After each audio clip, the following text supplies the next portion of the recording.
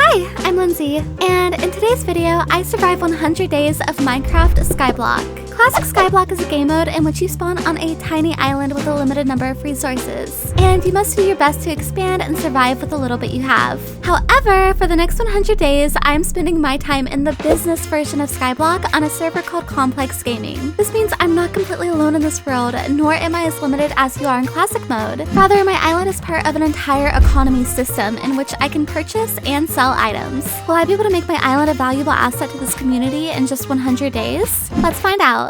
Oh, one more thing. I am getting super close to 60,000 subscribers, so be sure to click that bright and pretty red button if you like my channel. It's day one, and I was already feeling overwhelmed. First things first, wood. Not a lot, but it'll do. I've attempted Skyblock Worlds a few times, and I always mess up the cobblestone generator. You would think after playing Minecraft for 10 years, I would just be able to do this without reference, but nope. I had to go to the hub to figure out how to do it. After successfully making the cobblestone generator, I celebrated a bit. And then I collected the saplings and began planting them. I then started mining away. Minecraft, the simplest of joys. Honestly, I'm a bit of a noob in the world of Skyblock, especially an economy-based one like this. But from my understanding, I am basically running a business, and my island is what my business is valued at. I level up skills that ultimately lead to benefits, and I can buy and sell items. On day 2, I discovered that there were daily rewards on the server, and what can I say? I love free stuff. Don't you? Inside the pouch was over $7,000. Nice. And then, back to mining it went. Skyblock things. I was feeling a bit lonely, so I invited my friend to my island in which I demanded chickens from. And he delivered.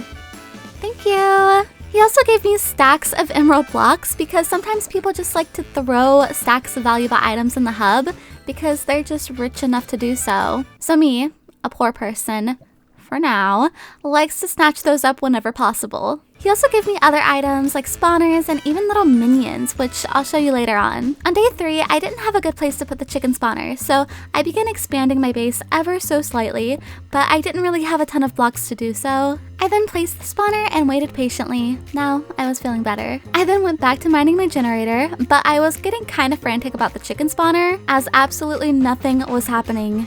Eventually, after an entire night, I decided to swap the cobblestone for grass blocks, and ultimately, this solved the issue. I now officially had chickens! I realized that the mobs stack, and they also don't move, so he was a pretty lifeless chicken. But I did give him some friends to keep him company. Day 4, I noticed something new in my inventory. I now had a whole bunch of crate keys in which I could use to unlock, well, crates later on. It kind of feels like gambling, and I love gambling, so these are kind of dangerous. Okay, now back to Minecraft mining. Day 5, and I finally began doing something to my main island, but please don't be disappointed. I literally placed some slabs and that was all. However, I remembered my newly discovered crate keys, so I went back to spawn to try one out, and there were tons of people hanging around. I decided to use the vote key first, and I received a stack of emerald block, some crystals, and a spooky pouch. Inside the spooky pouch were bat spawn eggs. Okay. The barracuda was a higher tier, and it gave me 2 iron golem spawners. This guy started throwing out random stuff, and everyone flocked like seagulls. I was able to get a voter pickaxe from it. Into the next day, I worked hard on my base thingy. Honestly, I don't even know what this is supposed to be. However, what I do know is that I messed up the dimensions multiple times, having to redo it again and again and again and again. The next day, I was desperately trying to figure out why mobs were not spawning, and after discovering I had them disabled, I thought I solved the mystery. However, it turned out natural mob spawning is turned off, so yeah.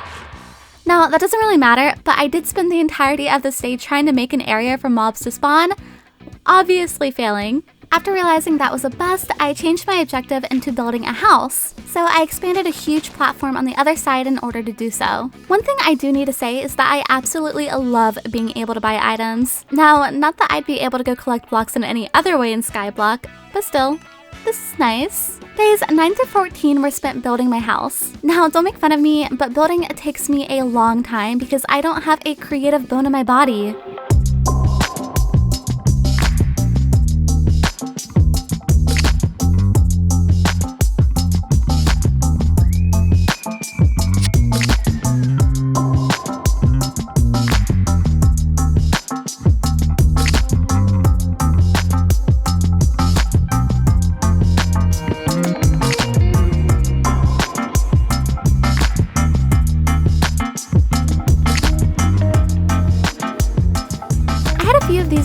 just casually realizing I had been using the wrong color block for a good 20 minutes.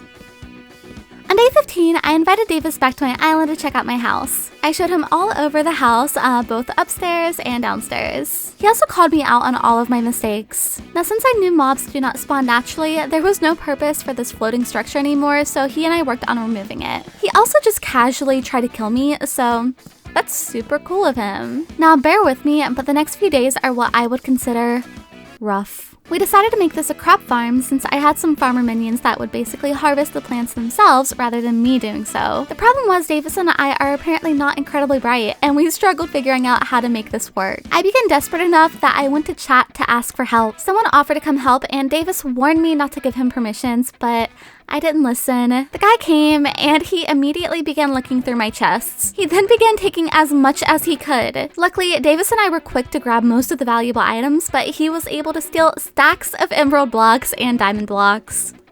Whoops. Davis was pretty upset, like more than me, even though it was my island, and man, do I wish I hadn't lost the live audio because it was pretty great. Day 19, we continued to struggle with this minion thing, so we decided to take a break and I went to open some crates instead. I used the jellyfish crate key first, getting an experience pouch. I then used a vote crate key and I got a spooky crate, receiving fermented eyes, followed by a voter tag, another farmer minion, and lastly more experience. I then used the Megalodon key and got another iron golem spawner, although I was hoping for a mining minion. Oh well.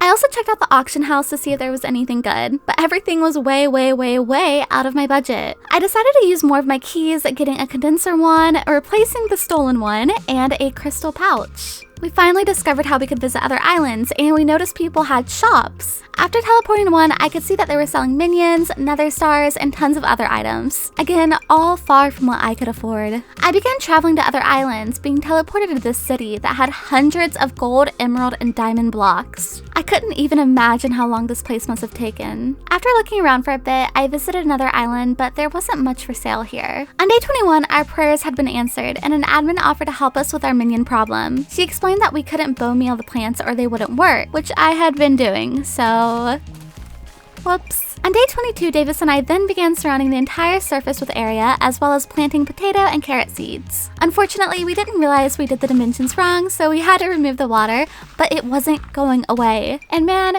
it looked just disgusting, like floating there. Eventually, after a full day, I found the source block and the water began to disappear. On day 23, I went back to one of the shops to check out prices, but again, I was still poor. After teleporting to another shop, I ended up accidentally discovering an island labeled free netherite. I decided to check it out, and it was indeed free netherite. This was great because I was finally gonna have a quick and easy way of making money. I needed a lot of money though, so I sat here for a long time. Long enough to have stacks and stacks of netherite blocks to sell. Although I was lucky and had Davis to help me double up. On day 30, I wanted a lumberjack minion to cut down my trees for me, so I went back to the shop. And side note, this place is amazing. Now, I'm not really sure how I managed this, but I accidentally bought not one, but 2 nether stars. These were expensive, like $100,000 each expensive. I then teleported to another island and I purchased a lumberjack minion as well as some decent enchantment books. I also went in the free netherite thingy and chilled there for a bit. Day 34, and I finally decided it was time that I improved my armor, so I made a full set of diamond armor, adding some enchantment books I've purchased from the shop, and I upgraded it to netherite armor.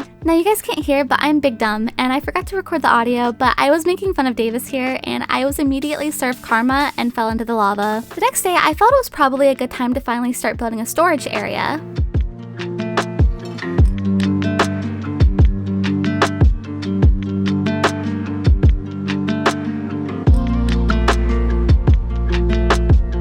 I decided to try to sneak up on Davis and hit him off, which I was successful at. However, I didn't anticipate him catching the water, and unfortunately, he began immediately attacking me. Ouch! Davis was adding this lovely water area around the islands, and I decided to add some coral in it to make it more vibrant and lively, which I think turned out really nice. On day 38, I showed Davis the finished project of my storage house, and I also added some glowstone to the water to make it bright at night. I then decided to use up the rest of my crate keys. I got some crystals, spider eyes, money, a diagla tag, whatever that is, some sponges, and lastly, clue scrolls. These are apparently scrolls that give you multiple clues for missions, and once you complete the tasks, you're rewarded with something. I do end up doing this, but a good bit later. I also decided to go ahead and use the Halloween crate in which all of these items begin twirling around and going into my inventory. I received 3 super pickaxes that are, well, kinda super. I also received all these spooky tags. After going back to my island and lightly tapping Davis, he began attacking me like an absolute crazy person. This led to a much bloodier battle. But keep in mind, my sword had looting 3 and his was like a sharp 5 or something ridiculous like that. I also realized he had been working on a giant tree while I had been doing, well, lots of nothing. Day 40 and the next series of events are devastating and hard to watch. Fair warning. Basically, I wanted to create a little area where I could put all my mob spawners, and then they would fall down to an area where my Slayer minion could kill them. Now, there's a few mistakes I made. 1, the radius was wrong, so mobs were spawning outside of the walls. 2, I put hoppers with chests, but why? The minion is linked to a chest to put the items in, so I don't even know. While waiting for Davis to help me figure out what the heck to do, I went AFK and collected lots of more netherite. I ended up having a very basic area for them to fall down to, and I put the Slayer minion down and linked her up with a chest. Next, I thought it would be good to actually move everything from the middle area to the chest space, so we began frantically doing that. As I was breaking the chests and items on the floor are cleared pretty often. Day 47, I didn't really do anything besides making sure the Demon Slayer girl was doing her job, which she was. Okay, so I think it's time that I do something with that box there. Not sure what, but maybe I'll start with the bottom here somehow. Okay, maybe water can... Whoops. Alright, this is a lot more difficult than I anticipated. Looks good enough to me. Okay, ma'am, are you doing your job? Okay, good job. Keep it up, soldier. What about you guys? Ooh, potatoes. More potatoes. Carrots! You guys are doing great. Oh wait, I forgot to replant trees over here. Whoops. Alright ma'am, this is your station. I went to the shop to purchase another minion and then going back home to place it down. On day 50, I went back to the netherite endermite place thingy and I sat there again for days. Just AFK, free money. And on day 60, I sold all of it. Next up was the shop in order to purchase more lumberjacks. Unfortunately, after all of that, I could only afford 1. After going back home and placing the 3rd lumberjack, I wasn't necessarily ready to go back AFK for netherite for another 10 days. So instead, I began exploring my neighbors' homes. This guy had an aquarium. Oh my god, he has fish! Wait, what? I want fish. He has a jellyfish over here. Cool. But seriously, I want fish too. How do I do that? Next up was a dragon and... Wait, that's literally a dragon. That looks so cool. I can't believe someone built this in survival. That's insane. Next, I teleported to this area which had a floor made of emerald. Lots of chests, lots of diamond block, and... Oh my god, is that netherite? Are you kidding me right now? This is all netherite. That's insane. Afterwards, I visited Pogtopia, which was... I guess a little pog. I then visited the Chicken King's Island, which had lots of farmer men, a giant zombie pumping redstone, and tons of sugarcane. I also found a public mob spawner and... Panda! OMG, I'm sorry. I want a panda. Finally, I decided it was time to go collect netherite, but someone else was there. Hi, Katarina. I'm Lindsay. Okay, I don't think she really likes me being here. Oh no, she's fighting me for the endermite. Wait, what? Why am I not picking up any? She's literally picking it up every time. Katarina, my arch enemy. My arch enemy. Girl, calm down. She really doesn't like me. After selling the netherite I purchased another lumberjack and took it home to place down. I then began expanding the water surrounding my island.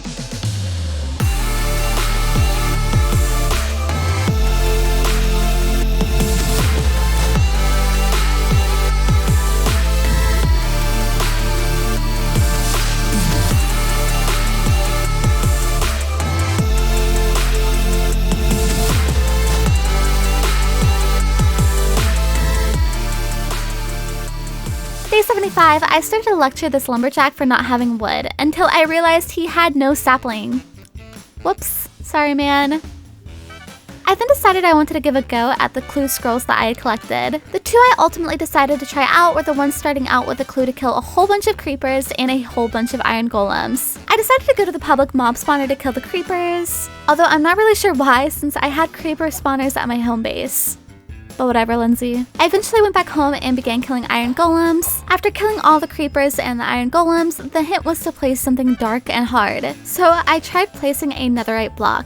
Then, realizing I'm a complete moron, I placed obsidian instead, which was the correct answer. The next clue was to kill piglins, which I had no spawner for, and it cost $650,000. I had nowhere near enough money, so I went back to netherite farming. Again, after purchasing and placing the spawner, I decided I wanted a stronger sword. So I checked out the auction house and there they had a very, very strong sword. So back to the endermite I went. After purchasing the sword, I went back home and began killing the piglins as quickly as they spawned. The next clue was something that holds things but has no hands. I automatically assumed this would be a chest, so I placed one down but nothing happened. After asking chat and hearing a suggestion to craft one, I tried that out and it worked. The next clue was to enchant 3 pairs of leggings. Kind of weird and random, but after making the enchantment table and doing so, I received my rewards of 1.5 blocks of iron. Anyway, I tried to decide how I would spend my last days in this world. I remembered that I desperately wanted a panda, but the spawner was short of $500,000. So you guys already know, back to the endermite. Unfortunately, I wasn't gonna have enough time to get enough, but Davis came in clutch and donated some of his funds to me. On day 100, I began searching for a decent place to put the spawner. Okay, I think here would be okay.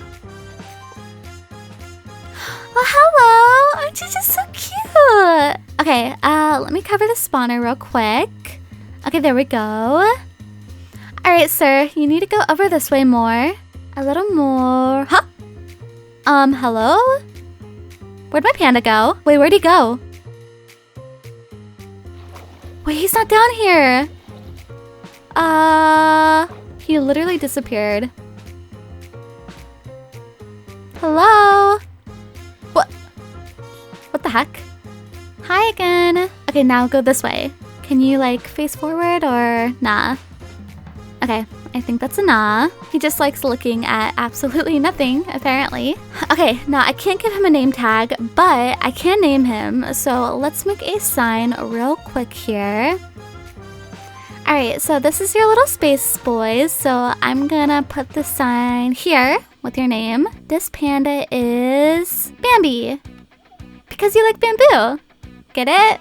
Speaking of bamboo, let me get you some. Alright, so now, there you go. That night, I checked out all the farm areas to see how my soldiers had been doing, and they all had been doing their jobs exceptionally well. So yay! Thank you all for watching this 100 Days of Skyblock on the Complex Gaming server. All of the information for the server will be in the description. I genuinely had an amazing time on the server. My brothers and lots of my friends have always enjoyed the economy-based Skyblocks, but I had never given it a shot. But it was a ton of fun, and I think I'm going to continue to play here. Shout out to all of my YouTube members, Fox vs. You, Aspa, Athena, and Rise. Bye guys!